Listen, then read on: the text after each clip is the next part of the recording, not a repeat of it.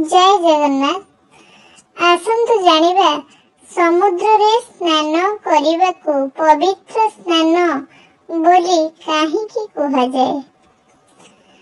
समुद्र जल रे गंधक, फॉस्फोरस, पोटासियम और सोडियम जातीय लवण मिसी रही थाए। एही लवणाक्त जल एक उत्तम विशोधक रूपे काम करी थाए।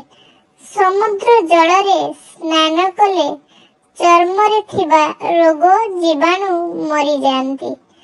अनेक प्रकार चर्म रोग भल हुए।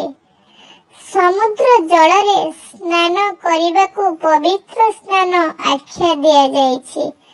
धर्मगत मत अनुसार पृथ्वी को गंगांकर आगमन द्वारा समुद्र सृष्टि होइथिला। गंगा जल द्वारा सागर राजांको वंश शाप मुक्त होइथिले। तेणु समुद्रर अन्य नाम सागर बोली कुहा जाए।